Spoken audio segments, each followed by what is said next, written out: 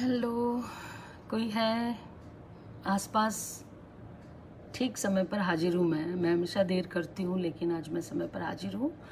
कोई साथी आसपास हो तो मुझे एहसास कराएं कि उस तरफ वो है। नमस्कार।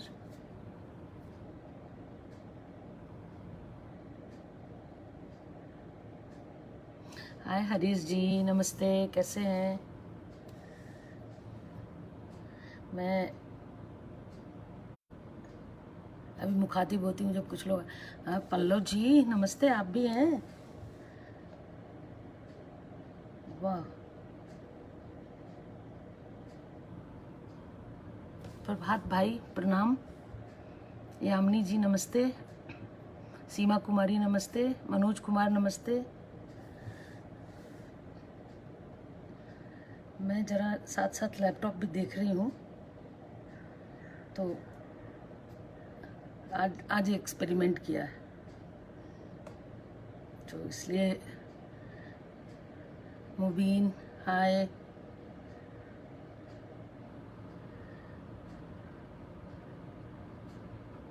हाँ आ गया, इधर भी आ गया, इधर भी आ गए हम।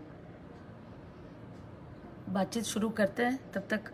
अनुशक्ति, हेलो, तुम्हारा मोबाइल का प्रॉब्लम ठीक हुआ? मैं बहुत चिंतित हो गई थी। तबीयत खराब से ज़्यादा मोबाइल की तबीयत की चिंता होती है। अंकुर जी नमस्ते। शशि कुमार सिंह जी, कविता उप्रेती जी, ब्रज श्रीवास्तव जी, विजय जी, अरुणाचल के आंचल से।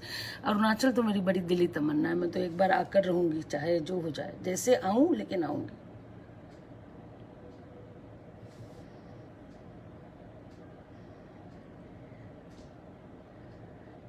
अभी बातचीत शुरू करती हूँ आप लोगों से।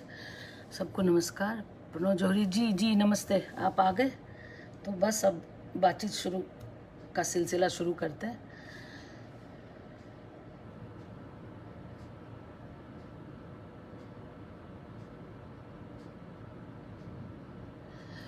हाँ।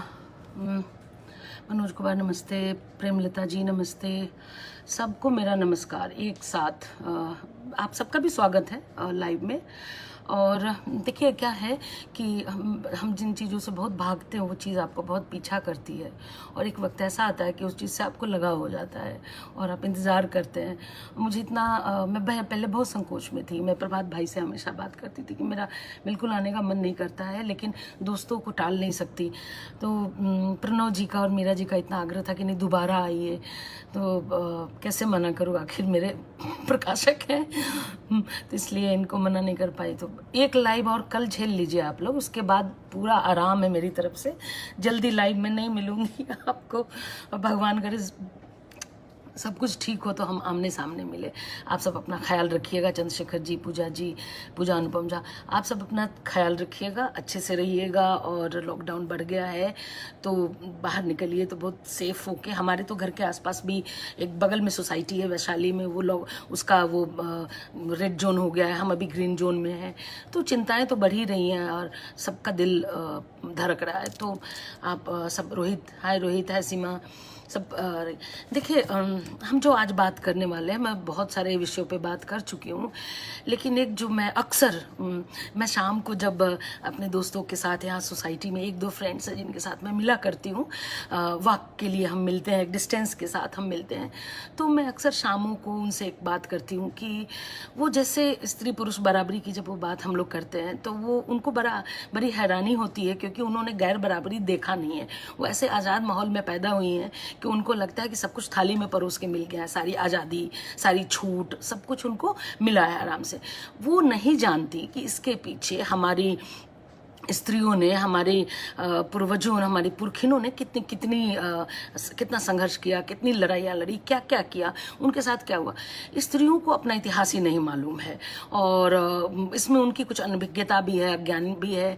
और जी उषा दीदी प्रणाम, पाए लगूं। हाँ दीदी, इस स्त्री बन के तो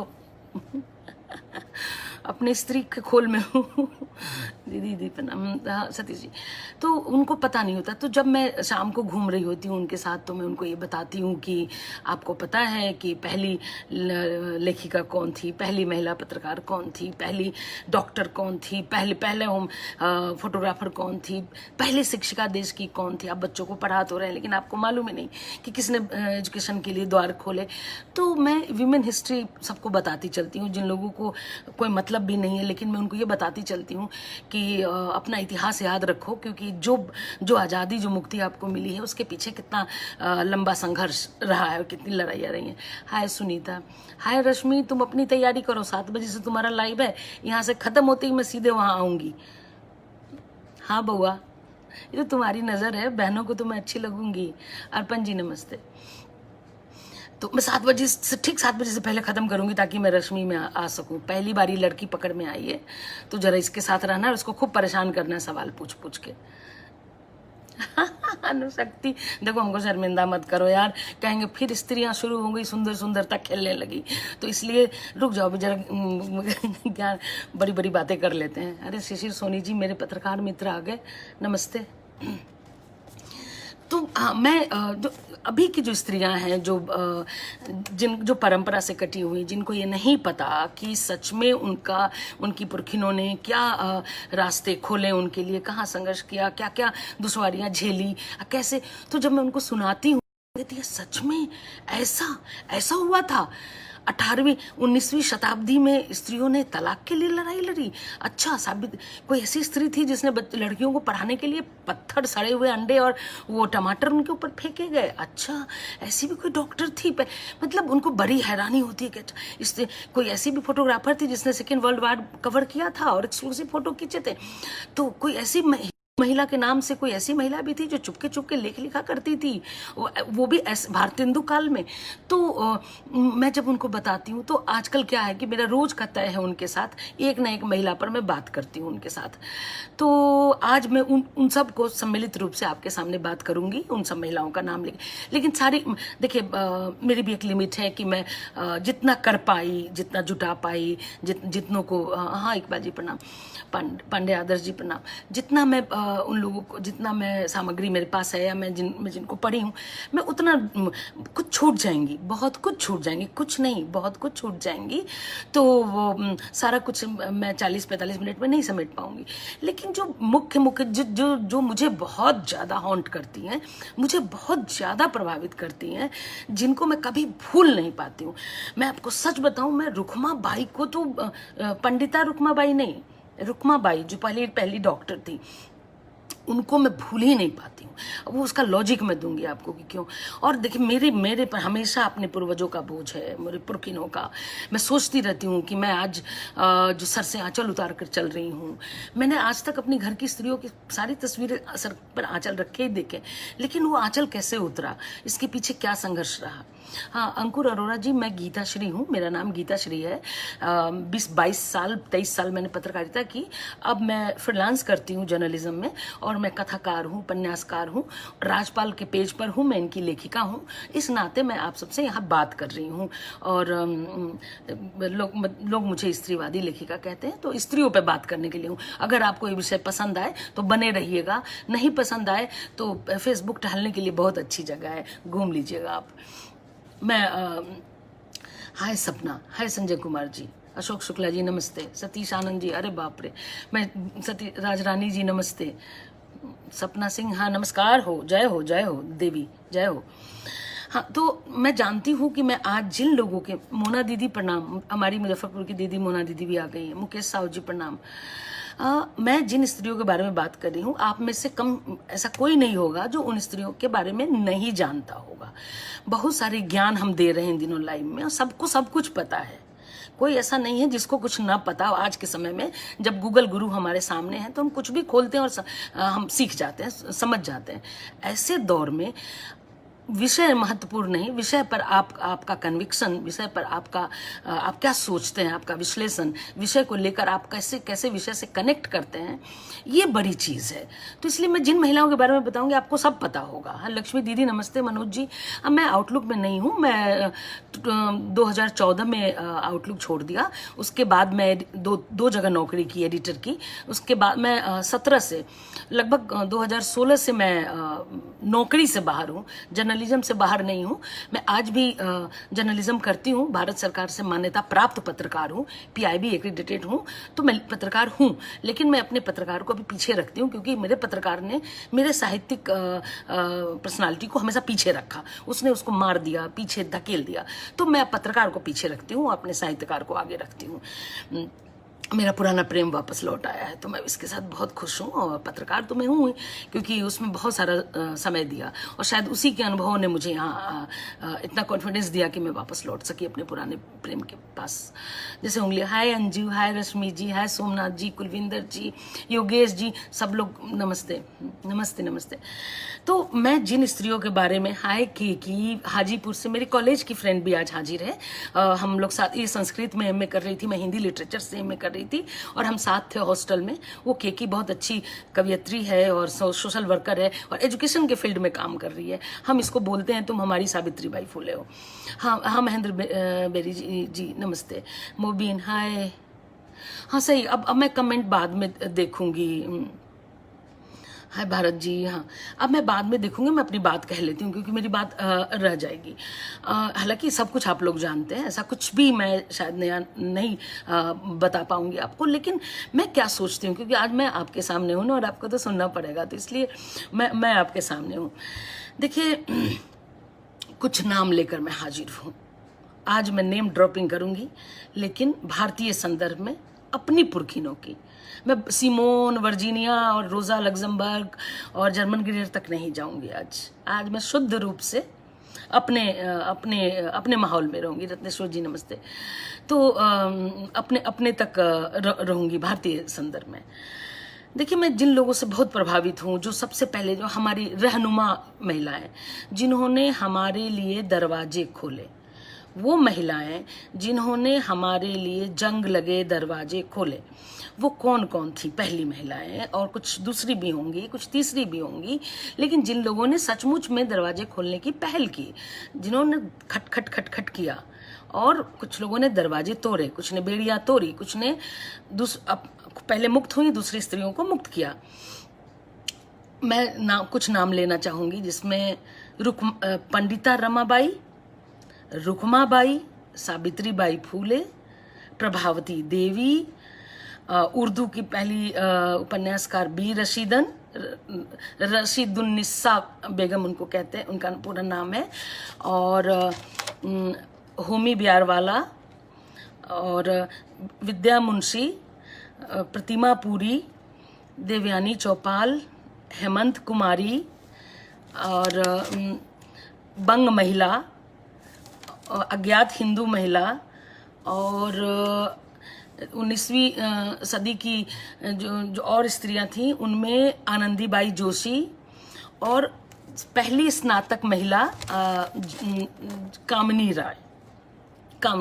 सबसे पहले कामिनी राय से शुरू करते हैं, क्योंकि मैं आपको एक चीज़ बताना चाहती हूँ कि जब हम छोटे थे, तो हमारे इलाके में लोग, जब लड़कियां पढ़ने लगी थीं, तो एक बड़ा एंटी वीमेन गाना बना था, जो बहुत पॉपुलर हुआ था। वो एंटी वीमेन कुछ भी आता है, जोक्स, गाने सब बड़े पॉपुलर होते हैं, तो हम लोग भी गाते थे। हमें क्या पता था कि हमारे एजुकेशन के ऊपर अटैक है। तो हाय रमा जी, हाय सुधीर जी, हाय संजय जी, हाय भरत जी।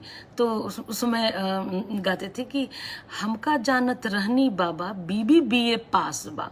तो उधर से लड़की की आवाज़ आती थी, ए शट अप। और ये गाना बहुत लंबा था, भोजपुरी में था, हमका जानत रहनी बाबा। अब क्यों बीबी BA पास है? इसका मतलब कि बीबी कोई काम वाम नहीं करेगी, क्योंकि गाना में था कि जिसकी बीबी हो BA, वो काम क्या करेगी? लक्ष्य से नहाकर खुशबू से तर रहेगी, बच्चों के बीच बैठा पंखा डुला रहा हूँ, आफत गले पड़ी है उसको निभा रहा हूँ। पढ़ी लिखी स्त्रियां गले की आफत होती हैं, वो गले में पड़ जाती हैं, पुरुषों को बड़ा मुश्किल होता है निभाना। मैंने बहुत छोटी थी, बचपन में घटना याद है कि मेरे चाचा लगते हैं, अपने बेटियों को सबसे पहले उन्होंने बीए पास कराना शुरू किया। तो उनको लोग बोलते थे शादी कर दो, उसके बाद लड़के वाला पढ़ाएगा, दूल्हा पढ़ाएगा, पढ़ाना होगा तो तुम क्यों इतना अपना समय या पैसा खर्च करते हो, ब्याह दो, उसके बाद लड़का भी नहीं मिलेगा, बीए पास लड़की को लड़के भी नहीं मिलेंगे, तो तुम पहले शादी कर दो। चाचा अड़ गए, बहुत मॉडर्न कहते हैं उनको, कि उनके जैसा मॉडर्न तो मैंने देखा ही नहीं अपने गांव में। तो वो कहते थे कि नहीं, मैं हर लड़की को पढ़ा के उसको लड़के से मिलवा के दोनों की मर्जी से करूंगा। मतलब इतने मॉडर्न थे, मैं मेरे आइडियल चाचा थे। तो जब उनकी बेटी बीए पास कर गई और तब उनके लिए लड़का मिलना उस जमाने मुश्किल हो गया, तो लोग उनको कहते थे कि बेटी बीए पास हो गई है ना, तो जब वो शादी होकर गई तो वहाँ उनको काम ही ना आए, क्योंकि जीवन भर पढ़ाई की उन्होंने, तो काम आए नहीं उनको। काम क्या करे वो, क्योंकि माँ बाप ने कभी खाना बनाने नहीं दिया। तो उनसे कहा जाए, जाते ही चूल्हा छुओ, चौका छुओ, रसोई में जाओ, सीता की रसोई, सीता जी आई हैं, अब जाइए चौका में। आप लड़की को तीसरे ही दिन चौठारी के बाद किचन छुइए और खाना बनाइए, पूरे खानदान भर के मेड हो जाइए आप। तो ऐसा होता था। अब वो लड़की को आए ना, दीदी को हमारे, तो लोग ताना मारते थे, लेकिन एक बचाव में आई कि अच्छा, लड़की बीए पास भी चाहिए आपको और लड़की से घर का काम भी कराएंगे, तो काहे नहीं मैट्रिक पास से कर लिए थे, सहूलियत रहता है, माथा नहीं खराब रहता है। बीए पास मतलब बहुत बड़ी बात, हमारे समाज में बीए पास मतलब बहुत बड़ी बात। अब उसी मैं स्नातक की चर्चा इसलिए कर रही हूँ, इतनी बातें इसलिए बताई आपको कि हम लोग गांव में बीए पास को बहुत बीए पास पर फिल्म भी बनी है बाद में, एक बीए पास।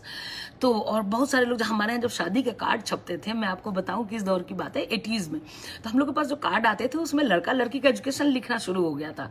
लड़की के नीचे बीए पास ब्रैकेट में या ऑनर्स, लड़के का एमए पास स्पेशल पेपर। तो शादी के कार्ड में लोगों ने छपवाना शुरू कर दिया था कि लड़की बीए पास है, तो बीए पास। तो मैं स्नातक की चर्चा इसलिए आपसे कर रही हूँ, हाँ आकांक्षा है, इसलिए कर रही हूँ कि कामनी राय, आप हो सकता है आप लोग जानते हो, ना जानते हो, कोई बात नहीं, जान लीजिए। कामनी राय क्या चीज है, आप मुझसे जान लीजिए। कामनी राय बंगाल की थी और पहली महिला स्नातक थी, ब्रिटिश साम्राज्य की पहली भारतीय महिला कवि थी, समाज सुधारक थी महिला। और उनकी एक खासियत और बता देती हूँ कि महिलाओं के मताधिकार के लिए 3 महिलाएं लड़ी थीं बंगाल में 1921 में ये लड़ाई चल रही थी। 3 महिलाएं थीं, कुमुदनी मित्र जो बाद में बोस हो गई, और बंगीय नारी समाज की मृणालिनी, इनके साथ थी हमारी कामनी राय। 1925 में जो महिलाओं को सीमित मताधिकार दिए गए, 1926 में बंगाली महिलाएं अपने मताधिकार का प्रयोग कर पाईं। इस लड़ाई में, इस कमेटी में कामनी राय थी। कामनी राय चूंकि पहली स्नातक थी ब्रिटिश साम्राज्य की, तो इसलिए उनको रखा गया, कामनी राय थी तो पहली स्नातक। तो ये जानना जरूरी है कि हमारे लिए, हम जब भी बीए पास करें तो हमारे दिमाग में कामनी राय होनी चाहिए। एक तो ये। दूसरा, पंडिता रमाबाई, मैं रुखमाबाई तक बाद में आऊंगी, क्योंकि उन पर बात करते करते तो मैं बावली हो जाती हूँ। क्यों होती उसका रीजन है, अगर वो ना होती तो पता नहीं क्या होता, अंग्रेजों का कानून न बदलता, और फिर जो स्त्रियां भोगती तो मैं आपको क्या बताऊं। इसलिए पंडिता रमाबाई ये ब्राह्मण फैमिली में थी, बाद में ईसाई बन गई। चूंकि संस्कृत की विद्वान थी इसलिए इनके नाम के आगे पंडिता हमेशा लगा रहा, पंडिता रमाबाई। हाय अदिति, थैंक यू, तुम आई। पंडिता हमेशा लगा रहा। सोशल वर्कर थी, और जिन महिलाओं को ठुकरा दिया जाता था घर से, उनके लिए एक शारदा सदन इन्होंने शुरू किया। मतलब एक तरह से कहें, स्त्री मुक्ति मिशन इन्हीं का शुरू किया हुआ है, कि जो उन ठुकराई हुई स्त्रियों को ही शरण देती थी। और पहले परित्यक्ताएं बहुत होती थी, मतलब मैं अपने छोटेपन में भी बहुत सारी, किसी घर की बुआ, किसी घर की बहन, ये क्या है तो परित्यक्ता है। तलाकशुदा की तो बात है ना, डिवोर्सी। अब तो आराम से लोग कहते हैं सेपरेटेड, उस समय परित्यक्ता स्त्रियां मैंने देखी हैं अपने जीवन में, अपने घर में, अपने आसपास, और उनको समाज का उनका व्यवहार भी देखा है। तो यही सब दर्द है मेरे भीतर, जो बहुत बहुत परेशान करता है मुझे, और भावुक भी हो जाती हूँ और गुस्सा भी आता है मुझे कि ये सब मेरे भीतर गुस्से की का बीज है ये सब, जो मैंने प्रत्यक्षता स्त्रियां देखी। प्रत्यक्ष पुरुष तो मैंने देखे ही नहीं, विधवाएं देखी या प्रत्यक्षताएं देखी। विदुर, भाई बगल में राख चिता की मांगती सिंदूर दुनिया, हाय कितनी क्रूर दुनिया। बच्चन जी खुद ही अटैक कर गए ऐसे लोगों पे कि विदुर हुए नहीं कि बगल में रिश्ते आके खड़े हो जाते थे। तो मैं पंडिता रमाबाई पे बात कर रही हूँ, गुस्सा उस्सा तो ठीक है। तो महिलाओं के उत्थान के लिए काम करती थी, और ये पहली महिला थी जिन्होंने गैर ब्राह्मण से शादी की।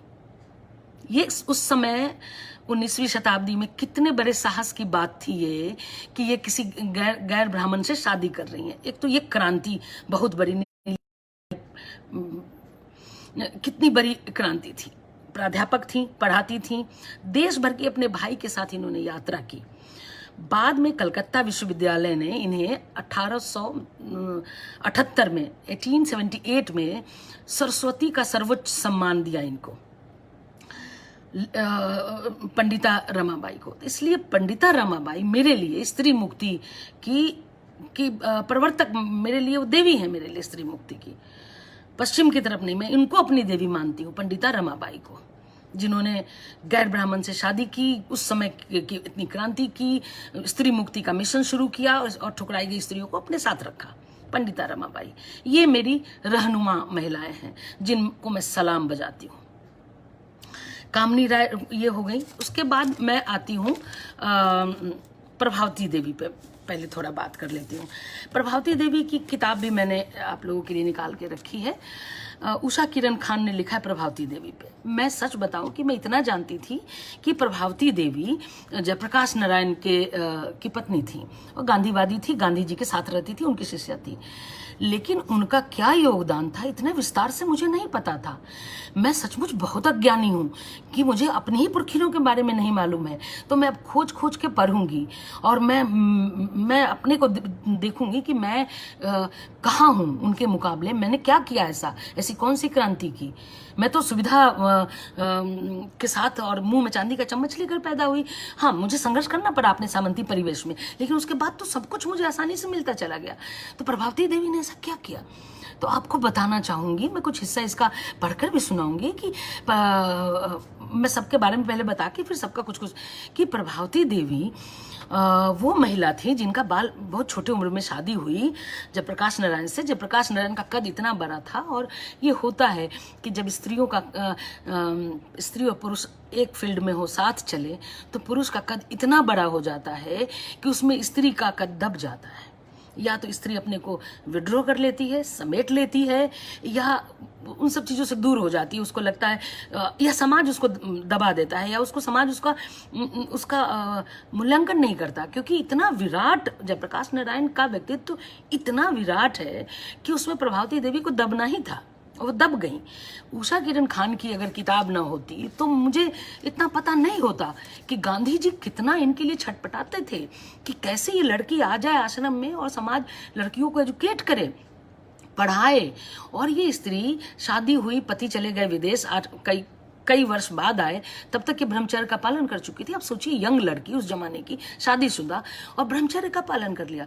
कस्तूरबा और इनमें यही अंतर है, कस्तूरबा पे ब्रह्मचर्य थोप आ गया, लेकिन प्रभावती देवी ने अपनी स्वेच्छा से, और जयप्रकाश नारायण को बात बिल्कुल पसंद नहीं आई। वो तो एकदम लड़ाइयाँ खूब हुई हैं उनकी, उसकी चर्चा है। प्रभावती देवी ने रो रो के गांधी जी को चिट्ठियाँ लिखी, वो चिट्ठियाँ नहीं है लेकिन वो चिट्ठियों की छाया है। गांधी जी का जो की चिट्ठियाँ इसमें है, उसमें जवाब है। तो उस जवाब से ये पता चलता है कि गांधी जी को ये लिखती थी जयप्रकाश नारायण के स्वभाव के बारे में, कि वो उनके साथ वो क्या चाहते हैं। वो पति पत्नी की तरह रहना चाहते हैं, लेकिन ये नहीं रहना चाहती प्रभावती देवी, क्योंकि इनको मजा आने लगा था गांधी के साथ मिलकर समाज सेवा करने में। तो इन्होंने अपने आप को बिल्कुल झोंक दिया। लेकिन कद किसका बढ़ा, जयप्रकाश नारायण ही क्रांति हुई, ये सब कुछ हुआ। प्रभावती देवी दूसरी धारा में चली गई, वो दब गई प्रभावती देवी। तो प्रभावती देवी और गांधी जी की एक चिट्ठी मैं आपको पढ़कर सुनाती हूँ। गांधी जी लिखते हैं, प्रिय प्रभा, चिरंजीवी प्रभा, तेरा पत्र रुलाने वाला है। अब सोचिए वो पत्र क्या होगा, वो पत्र इसमें नहीं है।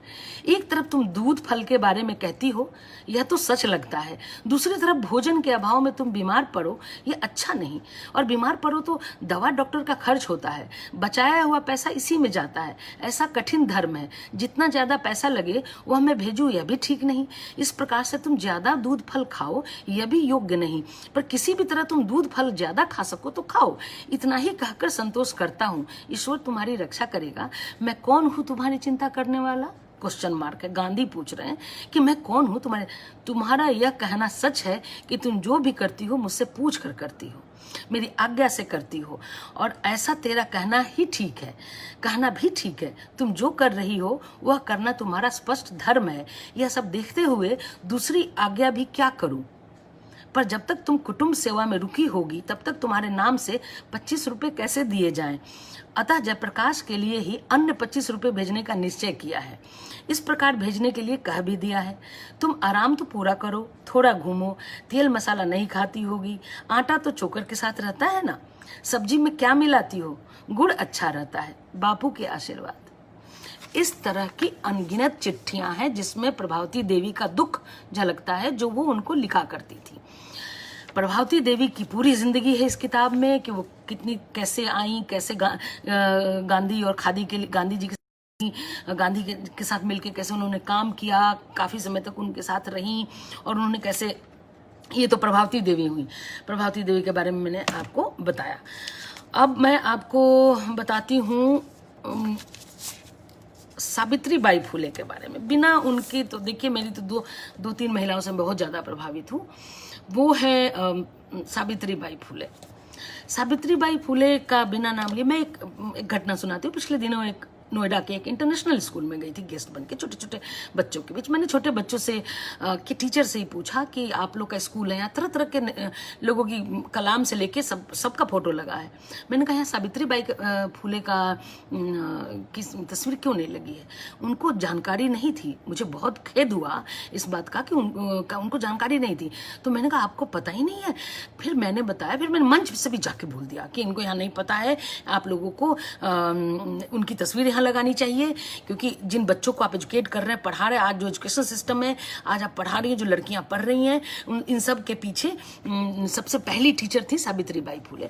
तो उनके बारे में आप लोगों को जानकारी होना चाहिए, बच्चों को भी बताएं आप, और यहाँ पे उनकी तस्वीर भी लगाएं। गीता पंडित जी नमस्ते।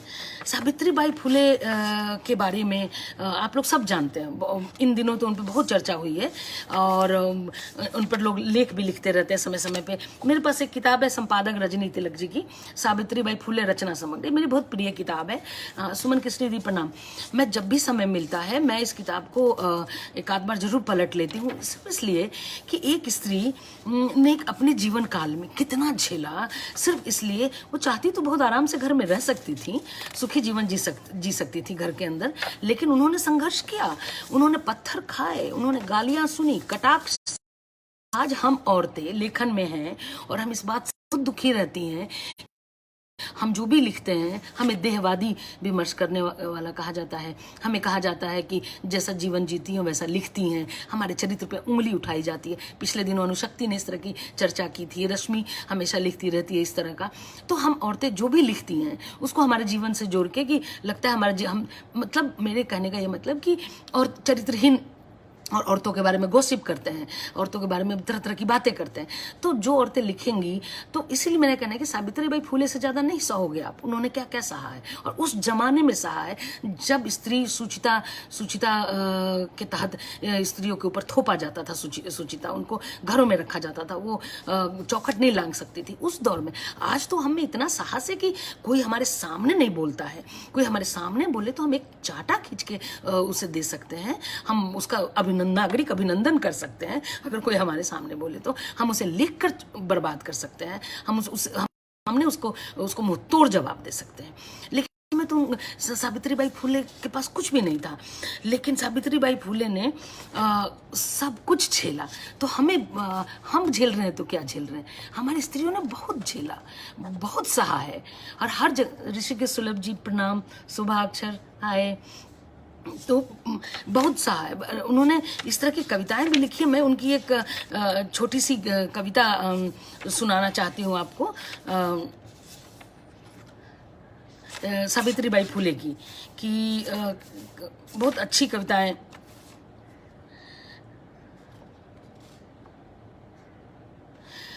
सावित्रीबाई फुले के जीवन के बारे में तो हाँ सुनीता है, आप लोगों को सबको पता होगा कि सावित्रीबाई फुले ने जीवन में क्या झेला है। ऐसा कुछ भी नहीं था। जब वो लड़कियों को पढ़ाने के लिए निकलती थी तो उन पे कटाक्ष करते थे लोग, अपनी लड़कियां छुपा देते थे कि ये गुजर रही है इधर से, अपनी लड़की को यहाँ से छुपा दो, नहीं तो ये लड़की ये हमारी लड़कियों को पढ़ा देगी। तो इसलिए लोग अपनी बच्चियों को उनसे बचाते थे। आप बताइए, ठीक उसी तरह से जैसे आज के समय में जो विमेन एक्टिविस्ट हैं, सोशल वर्कर हैं, उनसे लोग अपनी पत्नियों को, अपनी बहनों को बचाते हैं कि इनसे दूर रखो, ये सब घर बिगाड़ू स्त्रियां हैं। तो स्त्रियां जब भी अधिकार की बात करती हैं तो लोग उनको घर बिगाड़ू कहते हैं। तो सावित्रीबाई फुले, अब मैं इनकी रचना आपको बाद में सुनाऊंगी, थोड़ी थोड़ी चर्चा करने के बाद।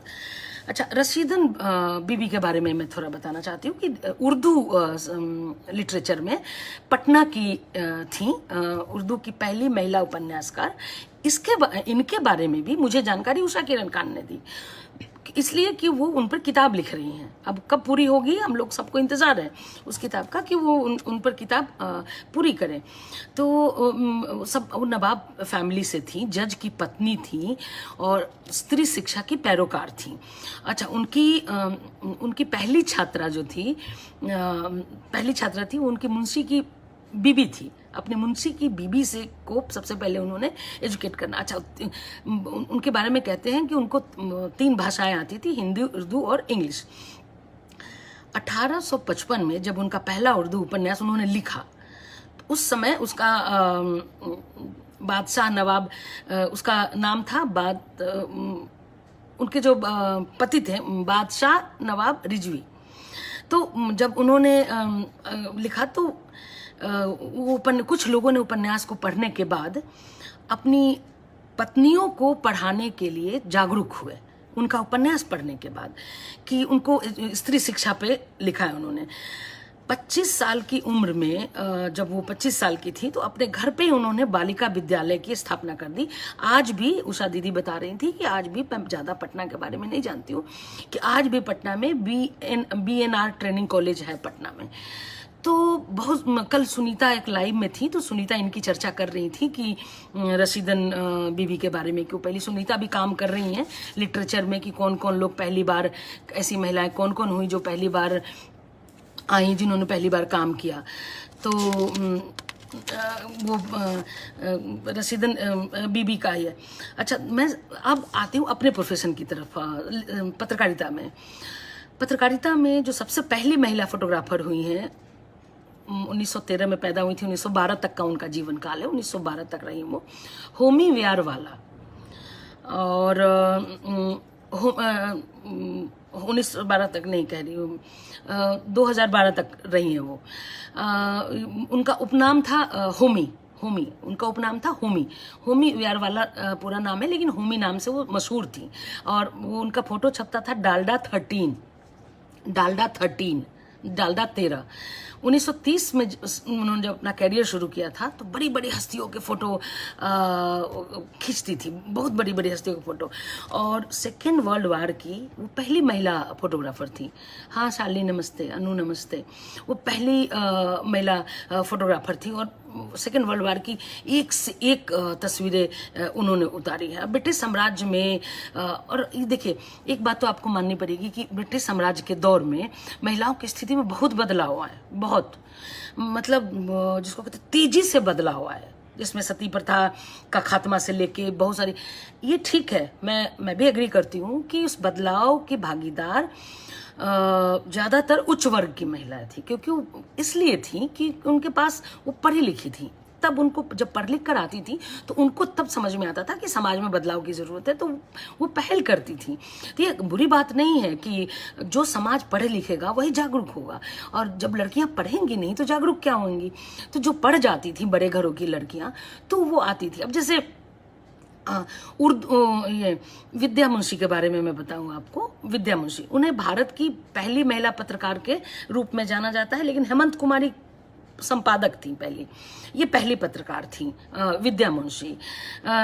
कई अखबारों और पत्रिकाओं के लिए इन्होंने, जैसे रस्सी करंजिया, ब्लेड्स के साथ 10 साल, अंग्रेजी की थी, 10 साल काम किया। 1942 में वे ग्रेट ब्रिटेन कम्युनिस्ट पार्टी में शामिल हो गई और तब इन्होंने ऐसी ऐसी मारक कहानियां लिखी, एक से एक कहानियां, जिससे पूरे देश का ध्यान इनकी कहानियों पर गया। और बताते हैं कि इन्होंने उस समय भी स्कैंडल एक्सपोज किया था, बहुत सारी स्टोरी ब्रेक की थी, हमारे यहाँ कहते हैं इसको स्टोरी ब्रेक करना। 2 कनाडा के पायलट थे, वो तस्करी करते थे, ये स्टोरी इन्होंने ब्रेक की थी और इससे इनका बड़ा नाम हुआ। तो उस समय ये खोजी पत्रकारिता के लिए जाने, बहुत पत्रकारिता करती थी। अब आते हैं प्रतिमा पुरी, पता नहीं आप लोगों ने नाम सुना हो, प्रतिमा पुरी। 1965 दूरदर्शन ने 5 मिनट का समाचार बुलेटिन शुरू किया था। पहली टेलीविजन समाचार वाचिका बनी प्रतिमा पुरी। और प्रतिमा पुरी में है अंतरिक्ष यात्री यूरी गगरिन का इंटरव्यू, ये इनके खाते में है। तो प्रतिमा पुरी, अब टेलीविजन के लड़कियों को ये पता होना चाहिए कि वो जहाँ बैठ के आज दिन भर भाषण दिया करती हैं, वो उनको कौन है उनकी पुरखिन,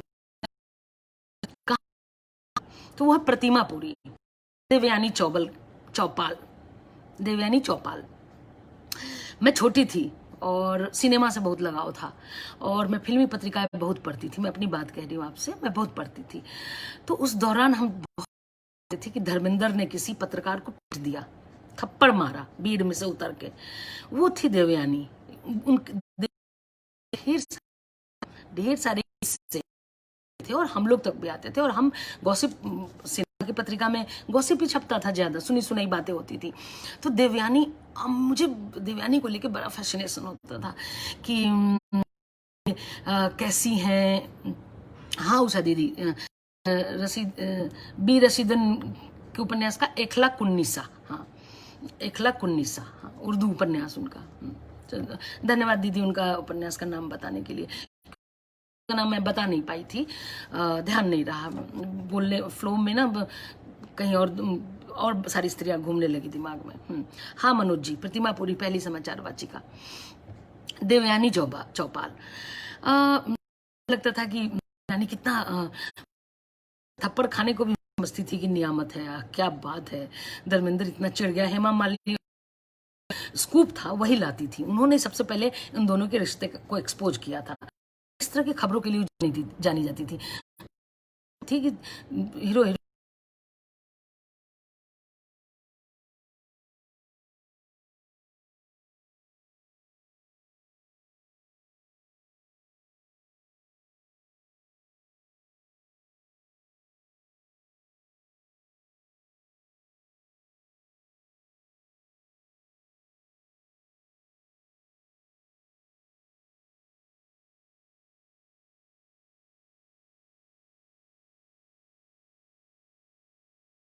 करती थी।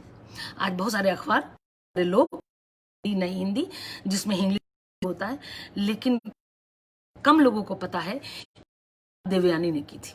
वो अपने कॉलम में फ्रैंकली स्पीकिंग में शब्दों करती थी। सुनिए, आज हम लोग सब करते हैं तो लगता है नई चीज है, हमारे पास कुछ भी नया नहीं है। हमारे पुरखे, हमारे पूर्वज सब कुछ दे गए हैं, हमने उनको ठीक से देखा ही कहाँ है, हमने पढ़ा ही कहाँ है। हम इस तरह से, हम तो कहते हैं हम लेकर आए, हटो हटो जाओ, पुराने धूल की तरह झाड़ दिया, हम तो नए हैं, हम बहुत कुछ नया लेकर आए हैं। आपको पता ही नहीं है, अपने इतिहास को तो पढ़िए, जो परंपरा से तो जुड़िए, तो पता चलेगा ना कि चीजें थी। आप जैसे देखिए फैशन,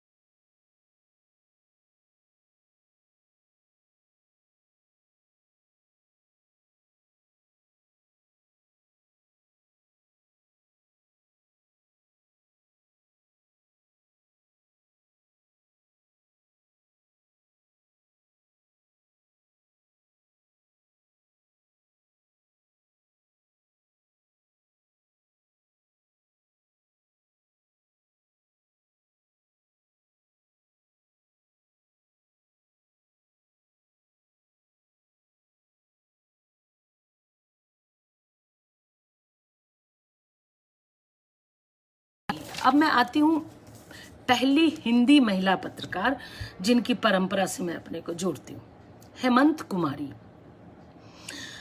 जब देश में अंग्रेजी शासन था, हुकूमत थी उनकी, और तब वो महिला संपादक बनी। 1888 में इलाहाबाद से प्रकाशित होने वाली पत्रिका थी सुगृहिणी। जो प्रथम अंक आया, उस प्रथम अंक में उन्होंने जो लिखा, प्रथम अंश, उसको मैं पढ़ के, ओ प्रिय बहन, देखिए सिस्टरहुड था। सिस्टरहुड कोई नया कॉन्सेप्ट नहीं है स्त्री विमर्श में, सिस्टरहुड था, ये हेमंत कुमारी साबित करती हैं। वो लिखती हैं, ओ बहन अपने दरवाजे खोलो और देखो कि कौन आया है। यह आपकी बहन सुगृहिणी है। यह आपके पास इसलिए आई है क्योंकि आप पर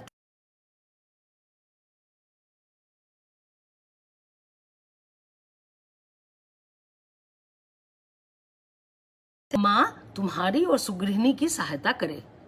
अब देखिए, इसमें हेमंत कुमारी की मातृभाषा बांग्ला थी और उन्हें हेमंत कुमारी चौधराइन के नाम से भी जाना जाता था, लेकिन वो हिंदी की पहली महिला पत्रकार बनी। और आप देखिए कि कैसे वो अत्याचार का जिक्र कर रही हैं। तो और सिस्टरहुड की बात करें तो सिस्टरहुड की बात जो हम आज कर रहे हैं वो तो बहुत पहले से चला आ रहा है हमारे पास, सिस्टरहुड की बात। अब मैं आती हूँ आपके पास बंग महिला। बंग महिला यानी राजेंद्र बाला घोष, हिंदी नवजागरण की वो पहली छापामार लेखिका थी। इन्होंने अपने आक्रामक लेखन से पुरुष सत्तात्मक समाज की चूलें ढीली कर दी थी। मैं पितृसत्तात्मक अब नहीं बोलूंगी। पितृसत्तात्मकता से क्या होता है, पिता हमारे कटघरे में खड़े होते हैं, वो भी पुरुष ही, लेकिन सिर्फ पितृ का बोध होता है, इसलिए पुरुष सत्तात्मक अब बोलना शुरू किया मैंने। तो मैं पुरुष सत्तात्मक समाज की चूल्हे ढीली कर दी थी, जैसी आज की लेखिकाएं अपने लेखन से कर रही हैं परेशान पुरुषसत्ता को। उसी तरह से उस जमाने में बंग महिला ने, साहित्याचार्यों ने जैसे उंगली उठाते हैं लेखिकाओं पे, उसी तरह से उस, देखिए औरतों के साथ क्या क्या होता है। साहित्य समाज के आचार्यों ने साहित्य के दरोगा, साहित्य के मोरल पुलिसिंग, नैतिक सिपाही कम थोड़े ना है, सिर्फ इस्लामिक कंट्री में थोड़े ना होते हैं, लिटरेचर में बहुत मोरल पुलिसिंग। तो और कुछ औरतों को भी कंडीशनिंग करके सिपाही में भर्ती कर रखा है उन लोगों ने। तो साहित्य समाज के आचार्यों ने उठाई बंग महिला के। तो वे नहीं घबराई जैसे मैं नहीं घबराती हूँ, नहीं घबराई जैसे रश्मि अनुशक्ति नहीं घबराती है, हमारी नई लड़कियां नहीं घबराती हैं, जैसे वो नहीं घबराई। फिर से नए तेवर के साथ नारी मुक्ति की लड़ाई उन्होंने जारी रखी। बंग महिला के छद्म नाम से लिखती रही, ये ठीक है, मैं मानती हूँ कि एक भय होता है। अभी तो मैं आऊंगी हिंदू महिला पे। लिखती रही, लेखन में स्वतंत्रता का जो फेमिनिस्ट हिस्ट्री, आप सब गौर से खोजिएगा, पढ़िएगा इसका, कि जो फेमिनिस्ट आंदोलन है वो कोई नई चीज नहीं है कि कोई लेखिका लिखती है तो आप लोग कहते हैं फेमिनिस्ट आंदोलन शुरू हो गए। फेमिनिस्ट आंदोलन की शुरुआत स्वतंत्रता आंदोलन के समय से ही जो अभियान लेखन में आया है, फेमिनिस्ट स्वतंत्रता के जो मुक्ति की लड़ाई, स्त्री मुक्ति की लड़ाई, वो बंग महिला शुरू कर चुकी थी।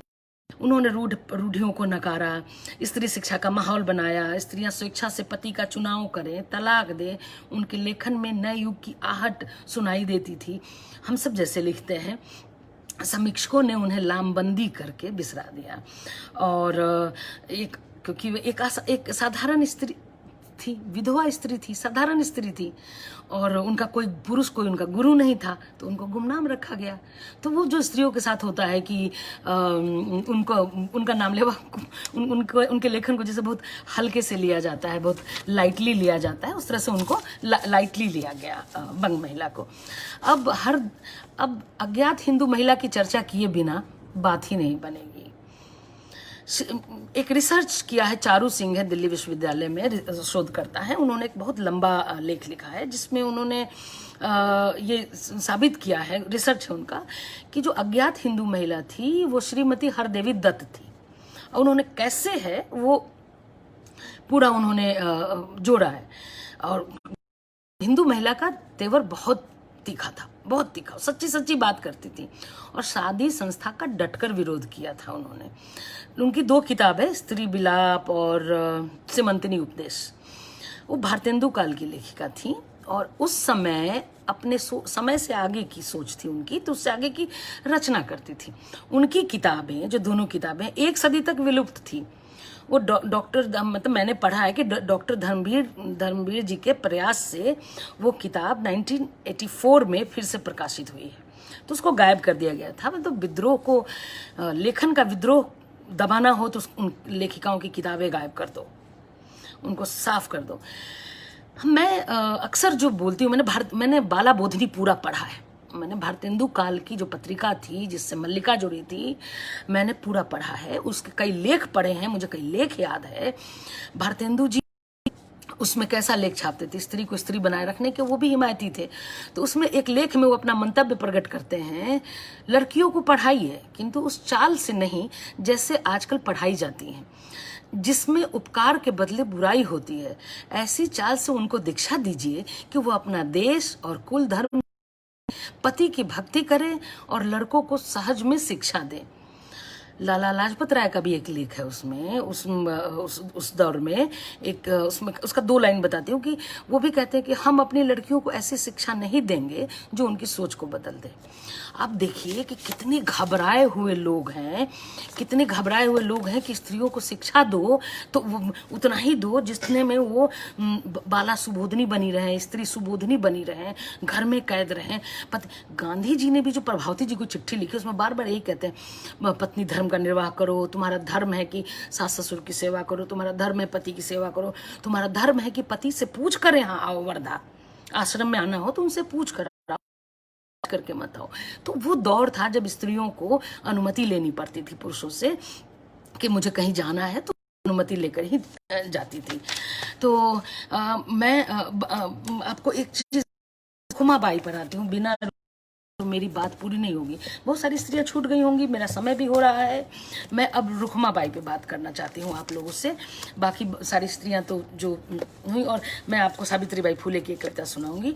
और रुखमाबाई पे देखिए, रुखमाबाई, सुधीर चंद्रा जी ने एक किताब लिखी है रुखमाबाई पे। ये है वो किताब, उल्टा दिख रहा होगा, ये राजकमल से है ये किताब, रखमाबाई, स्त्री अधिकार और कानून। अब रखमाबाई के बारे में हर स्त्री को इसलिए जानना चाहिए क्योंकि आज जो आपको तलाक देने का, मैं ससुराल नहीं जाऊंगी, डोला रख दो कहारो, जो आप कहते हैं, वो इसलिए कह पाते, ताकत है और कानून कि आप चाहो तो ठुकरा दो कि ये जीवन साथी मुझे नहीं चाहिए, नहीं जाऊंगी। परित्यक्ता वाला टैग लाइन खत्म। अब स्त्रियां ठुक सकती हैं और अलग हो सकती हैं। ये कैसे हुआ? रुखमाबाई को, रखमाबाई ने लिखा है कि रखमाबाई को पढ़ना चाहिए आप लोगों को, कि जब 1884 में केवल 22 साल की थी, गई वहां से डॉक्टरी पढ़ के जब वो आई तो उन्होंने अपने पति के साथ रहने से इसलिए इनकार कर दिया क्योंकि वो उन्हें नापसंद करती थी। और चूंकि उनकी शादी बाल विवाह हुआ था तो उन्होंने उसको देखा, जब लौट कर आई तो उन्होंने कहा तो मैं, ये अजनबी है मेरे लिए, मैं इसके साथ देह पर अधिकार का सबसे पहली लड़ाई लड़ी है रखमाबाई ने, कि स्त्री का अपनी देह पर जो अधिकार है वो कैसे है, और वो चाहे अपने देह की लड़ाई के लिए लड़ सकती है, वो अपने पति के साथ सहवास करने से मना करती है। इस पर उन पर केस होता है कि वो पत्नी का धर्म नहीं निभा रही हैं। इस पर रखमाबाई पे केस होता है कि ये पति के साथ सोने से इनकार करती है। तो ये पहली थी जो देह के अधिकार की लड़ाई थी रुखमा। तो वो अब उनके उसके बाद सुधीर चंद्रा जी ने लिखा है कि मामला बहुत फंस गया था, अंग्रेज परेशान, क्योंकि उनका कानून ऐसा नहीं था कि कोई स्त्री तलाक मांगे या तलाक हो, मतलब इस आधार पे कि स्त्री, पत्नी, शादीशुदा स्त्री कहे कि मुझे, अब अगर जबरदस्ती बनाती तो मैरिटल रेप होता। तो देखिए, मैरिटल रेप की आहट उस समय से आ रही है, 19वीं शताब्दी के उत्तरार्ध से, कि मैरिटल रेप के लिए तैयार कर रहा था एक पति अपनी पत्नी को, जिसने इनकार कर दिया, ठुकरा दिया। रखमाबाई, मनोज जी, रखमाबाई। तो रखमाबाई की कहानी ऐसी है कि उन्होंने फिर बहुत लंबी लड़ाई, पूरी किताब उनकी कानूनी प्रक्रिया पे है। और जो फैसला आया कि एक तरफ एक अबला स्त्री और दूसरी तरफ पूरा भारतीय समाज, ससुराल समाज, एक तरफ अकेली एक स्त्री। और उन्होंने, हाँ संजय जी ये ठीक कह रहे हैं कि रुक, वो युवा विद्रोहिणी थी, वो पहली विद्रोहिणी थी जो जय पराजय का बिना चिंता किए पारिवारिक सामाजिक व्यवस्था से लड़ रही थी। उससे कुछ हिंदू समाज पूरा हिला हुआ था कि शादी ब्याह का तो 7 जन्मों का बंधन होता है, अटूट बंधन होता है, आखिर ये इसको कैसे ठुकरा सकती है। और एक सवाल खड़ा होता है, स्त्री तो हीन जाति, अधीन रहने वाली, आखिर ये इतनी पेचीदा कैसे इसकी भी निजी दुनिया हो सकती है। एक स्त्री की एक निजी दुनिया हो सकती है जिससे स्त्री स्वायत्तता मांगे। ऐसे कैसे स्वायत्तता मांग सकती है, वो भी सार्वजनिक रूप से। उसके बाद उसी समय विवाह संस्था पे बहुत बहस हुई। अलगाववादी लोग, प्रतिक्रियावादी लोग, बहुत सारे लोग इसमें आए, बहुत हस्तक्षेप हुआ। रखमाबाई जयंतीबाई की बेटी थी और बता दो कि एक बार उन्होंने लिखा, रुक्माबाई को स्कूल से निकाल दिया गया, रुक्माबाई को विवाह के बाद स्कूल से निकाल दिया गया। तो उन्होंने, उनको एजुकेशन से बहुत प्यार था, तो उन्होंने लिखा कि मैं उन अभागी हिंदू स्त्रियों में हूँ जो बाल विवाह की प्रथा से जुड़े अवर्णनीय कष्टों को चुपचाप झेलते रहने के लिए विवश हैं। इस दुष्ट प्रथा ने मेरे जीवन की खुशियों को बर्बाद कर दिया है। यह मेरे और उन चीजों में आ खड़ी हुई जिन्हें मैं सबसे ज्यादा मूल्यवान मानती हूँ, अध्ययन और मानसिक विकास। मेरा कोई दोष न होते हुए भी मुझे अलग थलग जीने का अभिशाप भोगना पड़ रहा है। अपनी अज्ञानी बहनों से ऊपर उठने की मेरी हर आकांक्षा को संदेह की दृष्टि से देखा जाता है। सोचिए कि उस समय उनकी कितनी पीड़ा, कितनी अलग थलग। आज भी कोई स्त्री अगर परंपरा से विद्रोह करती है, परिवार से विद्रोह करती है, उसको अपनी शर्तों पर जीना चाहती है, तो उसे परिवार द्रोही, घर तोड़ू, बहुत कुछ भी नवाजा जाता है, उसे तमगों से नवाजा जाता है। कोई पुरुष चाहे कभी भी ऐसा फैसला कर ले, उसके ऊपर घर तोड़ने का कोई इल्ज़ाम नहीं लगता है, उसको तो पूरी छूट प्राप्त है, पूरी छूट प्राप्त है। तो मैं बता रही हूँ आपको कि फरवरी 1887 में रुक्माबाई ने एक पत्र लिखा दादाजी को।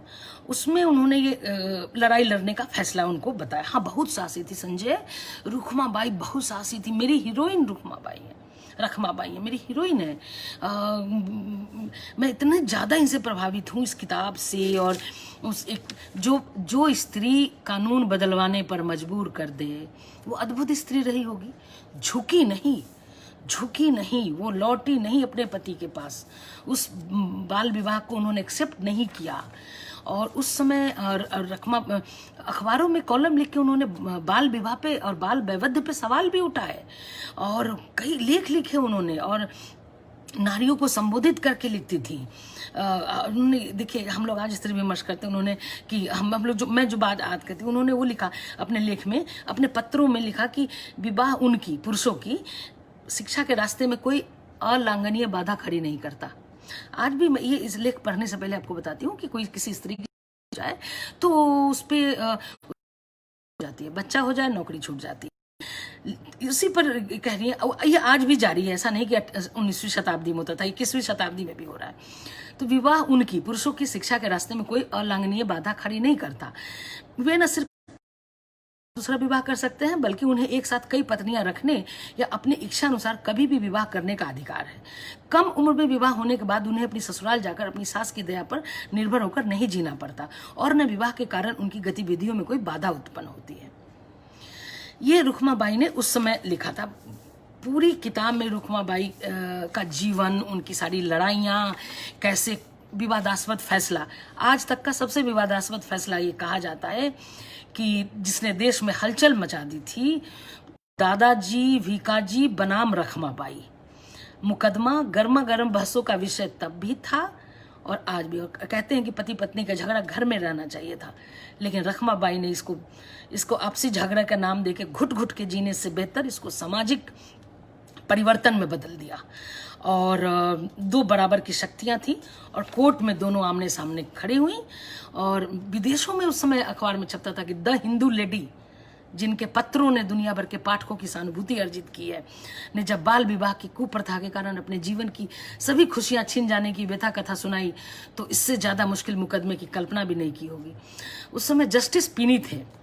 जस्टिस पिनी ने कानून को यातना का यंत्र बनाने की अनुमति देने से इनकार कर दिया था।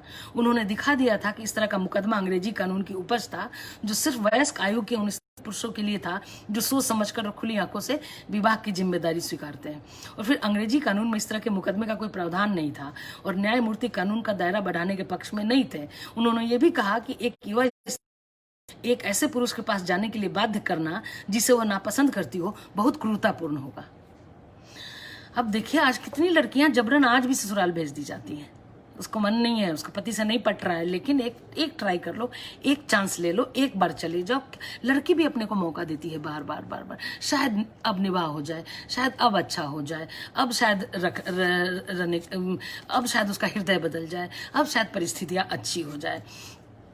तो न्यायमूर्ति जो पिनी थे वो उनका एक फैसला का एक अंश सुना। उन्होंने टाइम्स ऑफ इंडिया में लिखा था कि न्यायमूर्ति पिनी के अनुसार जो लड़की अपनी 12वीं साल सहमति के ऐसे आदमी से ब्याह दी जाए जो उसका भरण पोषण नहीं कर सकता और जिसका वह 10 साल बाद जब सोच समझकर निर्णय करने की स्थिति में है, उस पुरुष के साथ रहने के लिए बात की जा सकती है। उस समय का सबसे विवादास्पद फैसला था रखमा। आज भी कोई लेने के बारे में सोचती है तो उसे हिम्मती ही कहा जाता है। मतलब कितनी हिम्मत की बात है कि तलाक लेने का फैसला करना, कितनी हिम्मत की बात है। ये तो पुरुषों के लिए बहुत सामान्य सी बात है, स्त्री के लिए बड़ी हिम्मत की बात है। सचमुच बहुत हिम्मत जुटाना पड़ता है। अच्छा, बहुत देर मेरी बातचीत हो गई। मैं चाहती हूँ अब साथियों को सवाल पूछे या कोई बातचीत करे, या बहुत समय हो गया, अब विदा का वक्त आ गया है। बहुत सारी स्त्रियां छूट गई हैं जिनका मैं, आनंदी जोशी का मैं नाम नहीं ले पाई। वो पहली डॉक्टर थी, उनका भी बाल विवाह हुआ था, उनका एक बच्चा था जो गुजर गया, तो उसके बाद उन्होंने डॉक्टर बनने का फैसला लिया। वो लंदन गई, वहाँ से वो डॉक्टर बनकर आई। उनके बारे में भी ढेर सारा लिटरेचर कहीं ना कहीं आपको मिल जाएगा, जोशी का भी। वो तो इसलिए मैं चाहती हूँ कि अब हम लोग आपस में बात करें, क्योंकि बहुत सारी स्त्रियों के बारे में बात हो गई, और तो इसलिए बात करते हैं। अनग शर्मा हाय, पुरुषोत्तम पंचोली जी हाय। ऐसा है कि अब चश्मा उतार कर भी देखा जा सकता है कि कौन आया। जी, अंकिता जैन हाय। आप सबको, यामिनी हेलो। हाँ प्रज्ञा, अद्भुत थी वो सारी स्त्रियां जिन्होंने हम सबके लिए लड़ाई लड़ी, वो अद्भुत थी। मैं इंदिरा गांधी को भी श्रेणी में रखती हूँ, सरोजनी नायडू को रखती हूँ, तारकेश्वरी सिन्हा को रखती हूँ, पार्लियामेंट में जो उस दौरान दुर्गा भाभी को रखती हूँ, जो भगत सिंह को भगाने में बहुत रोल था। और वो उस समय जो स्त्रियां थी भूमिगत वो चिट्ठियाँ पहुँचाती, इसे बंगाल की अनेक स्त्रियाँ हैं, स्वर्ण कुमारी, मैं तो उन सबका नाम ही नहीं ले पाई। बहुत सारी स्त्रियां हैं, एक सेशन में सारी स्त्रियों को समेटना मुश्किल है। बहुत सारी स्त्रियां, कस्तूरबा के बारे में नहीं बोल पाई, वो भी एक तरह की साहसी महिला थी कि गांधी जैसे महापुरुष के साथ कदम से कदम मिला के चलती रही। तो हमारे पास भी मैं तो अभी पुरानों तक गई ही नहीं। जो गार्गी थी, जो सवाल उठाती थी जनक के दरबार में, जिसको कहा गया कि बस अब सवाल मत पूछो, नहीं तो सिर के 100 टुकड़े, जिसने अगस्त ऋषि को मजबूर कर दिया। अगर ये मिथक है तो मिथक में भी स्त्री साहस की चर्चा है, तो हमें उसका सम्मान करना चाहिए। हमें तो देखिए, उससे हमारी पुरखिनों ने रास्ते कहाँ कहाँ खोले। वो हमारी रहनुमा महिलाएं थीं जिन्होंने हमारे लिए रास्ते बनाए, बर्फ की सिल्लियाँ तोड़ी और हमें तैरना सिखाया। तो हम सब उनके शुक्रगुजार हैं।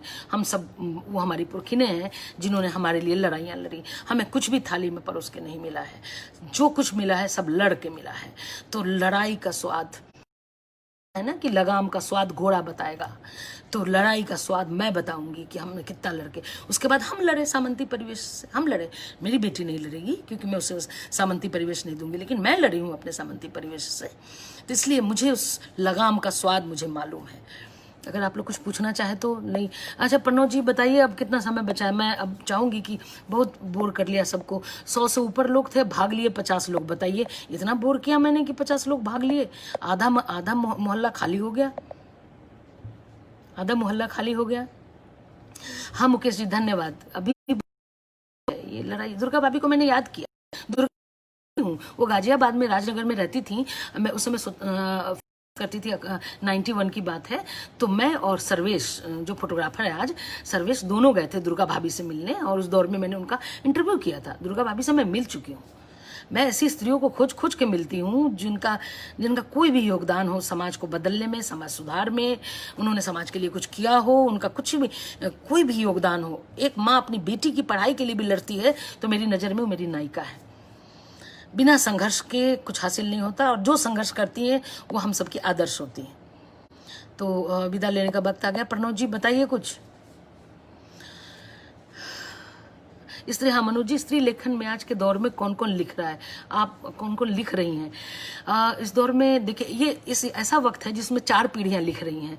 नासिरा शर्मा और उषा किरण खान, ममता कालिया, चित्रा मुदगल, मन्नू भंडारी से लेके अंकिता जैन, अनुशक्ति और रश्मि भारद्वाज की पीढ़ी तक लिख रही है। सारी बच्चियां लिख रही हैं और हम लोग बीच में 4 पीढ़ियां एक साथ लिख रही हैं स्त्रियों में।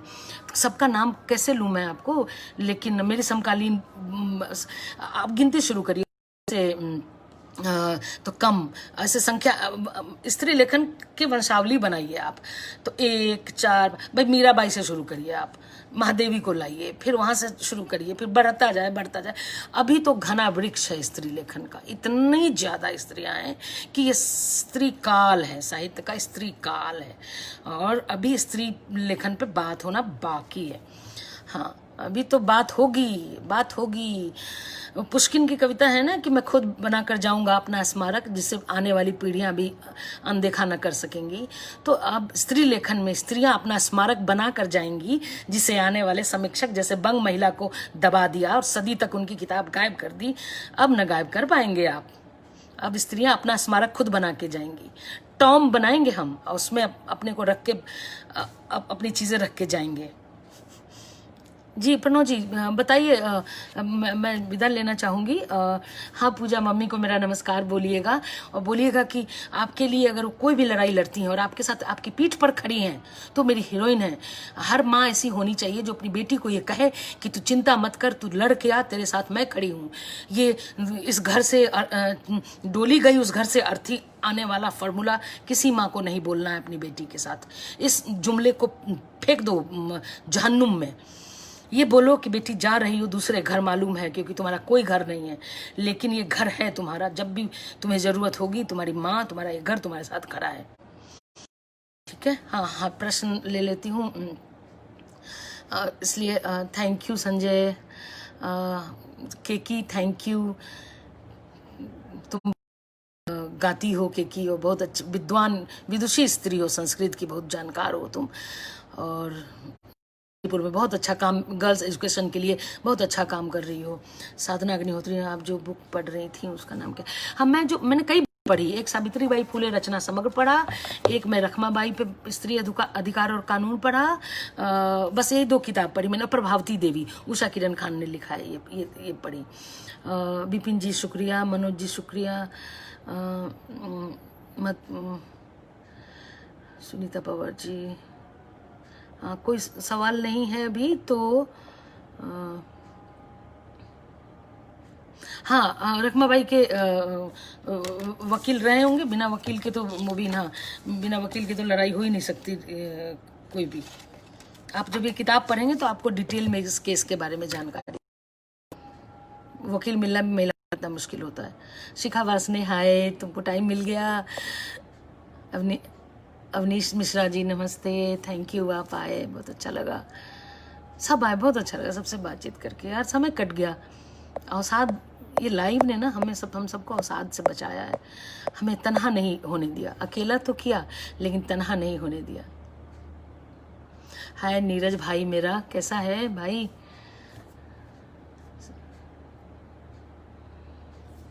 नमस्कार धनपाल जी, ममता सिंह हाय, रेडियो सखी सुरीली ममता,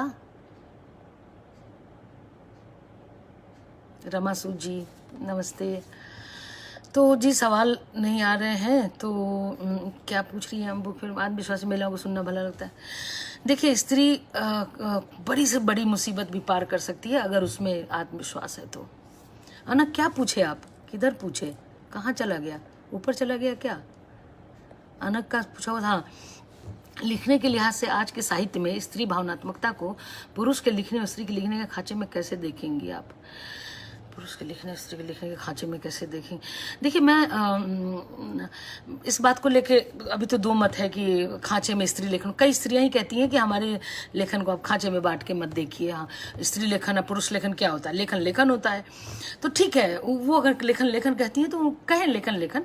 लेकिन मुझे लगता है कि जब तक आप स्त्री लेखन को अलग दृष्टि से नहीं देखेंगे तो उसका उसका नहीं देखने का, तो आप उसके साथ न्याय नहीं कर पाएंगे। क्योंकि एक ही टूल से दोनों, जैसे दो लॉक एक की से नहीं खुल सकता, तो ये जकड़बंदी है, लॉक है। और स्त्रियां तो लॉकडाउन में रही हैं लिटरेचर से लेकर हर जगह में, तो पहली बार वो लिख रही हैं इतना। तो स्त्री स्वभावतः भावुक होती है, तो वो पुरुष में एक बैलेंसिंग पावर होता है।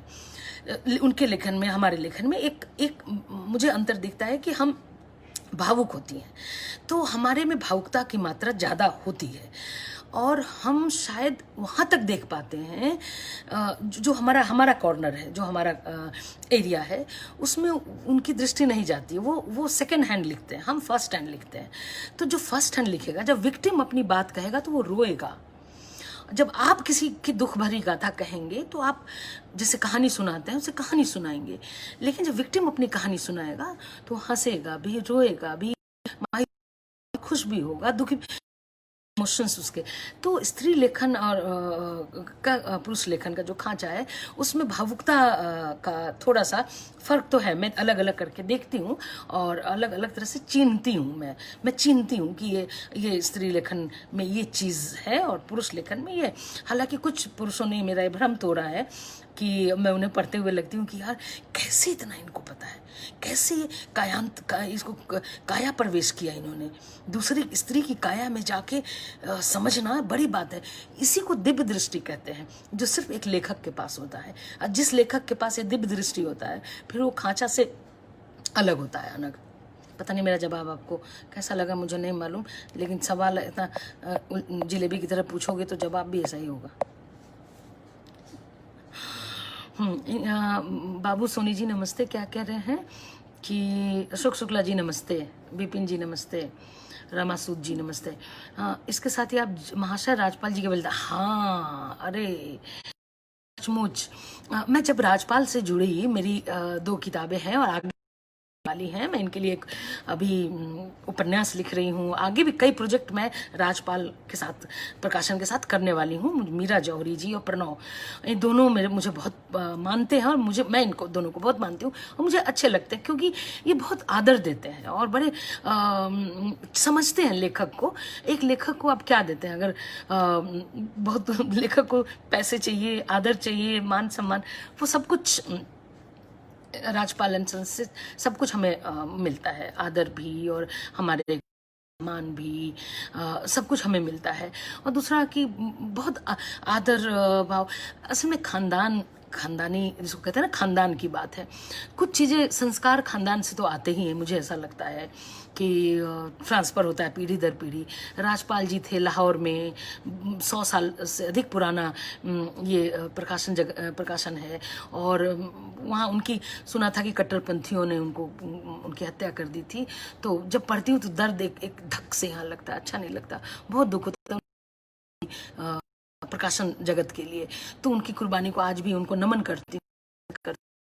मुझे विश्वास है कि उस परंपरा को, उस खानदानी परंपरा को, काम को मीरा के बहुत दूर तक आगे ले जाएंगे। क्योंकि जिस अपने लेखकों को जोड़ कर रखते हैं, उनके लिए सोचते हैं, प्यार से रहते हैं। मैं हूँ उससे, बहुत सारे लेखक भी नए भी जुड़ते जा रहे हैं उनसे, और लेखक भाव का भूखा है